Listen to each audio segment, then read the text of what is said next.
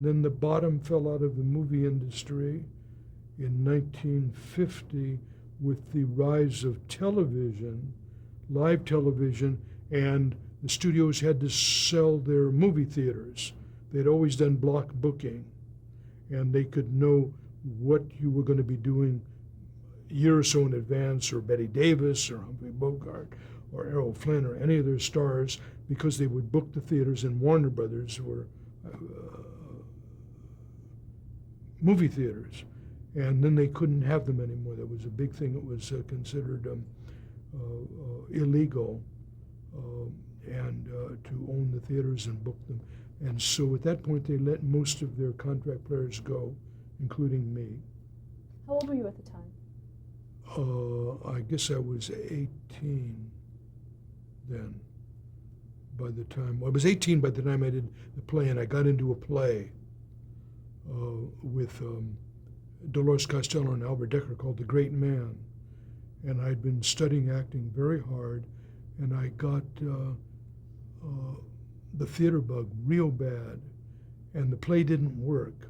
So we didn't make it to Broadway, but Albert Decker was a major figure in the theater. He had just toured Death of a Salesman and replaced Lee J. Cobb in Death of a Salesman. And Dolores Costello had been a great star.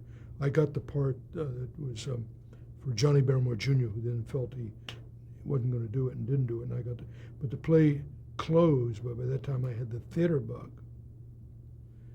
And I didn't want another studio contract. I was offered a contract at Fox, but I didn't want that again. I wanted to get to Broadway. And so I was at that point, we played Los Angeles in The Great Man, and I had gotten very, very good reviews. And I was offered a couple of things, one being a stock contract at Fox, and then I was offered, it was the first time, this was in 51 now, the summer of 51, they were for the first time beginning to film television. And I had done some live television, Hollywood Premiere Theater for ABC, and a show with Edgar Buchanan called Country Editor. I played his copy boy. We did it down at Prospect and Talmadge live. And I loved all of that. I loved the theater. I loved doing live television. And I was then offered to play Jimmy in the Superman series. And this was one, there was no television filmed. At that time they were filming, that was the first year they were filming I Love Lucy.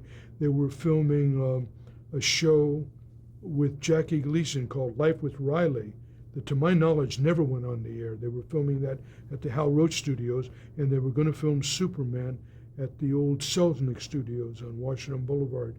And so the casting man and my agent talked to me very seriously about doing this.